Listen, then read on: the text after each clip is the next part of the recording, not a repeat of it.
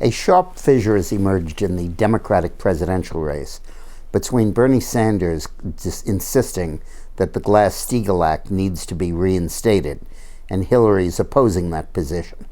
It's terribly important that Glass-Steagall be reinstated, as many Republican candidates like Cruz have been urging. But let me discuss the history of Glass-Steagall today to give you a sense of why it's so important. Prior to the Great Depression, there was no federal insurance of banking deposits. So when you put your money in the bank, you were on your own. If the bank failed, you lost your money, and there was nobody to bail you out. And as a result, there were frequent bank panics.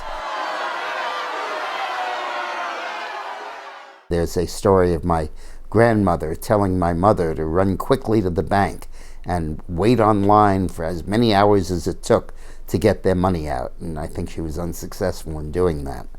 And as a result of that, Franklin Roosevelt proposed that the federal government insure deposits in banks, collecting an insurance premium from the bank and guaranteeing the deposits could not be lost even if the bank failed.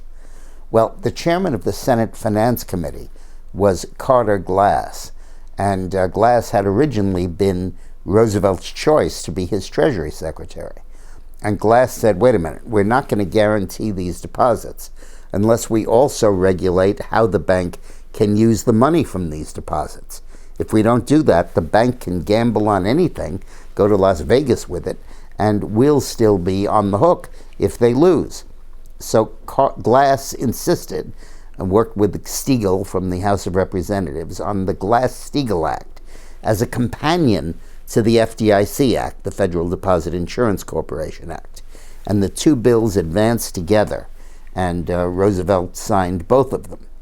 And the whole concept was no deposit guarantee without regulation of how Wall Street would spend the money.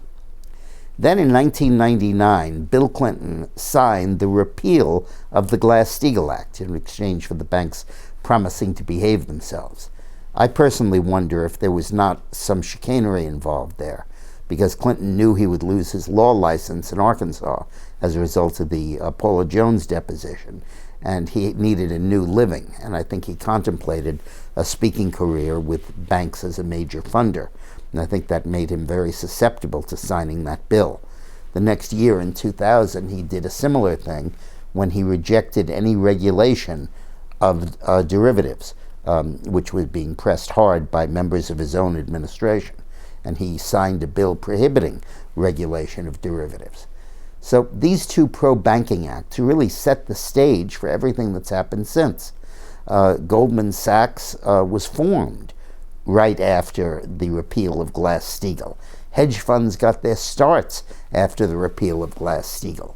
And this entire financial superstructure that is now too big to fail developed in the wake of the repeal of Glass-Steagall.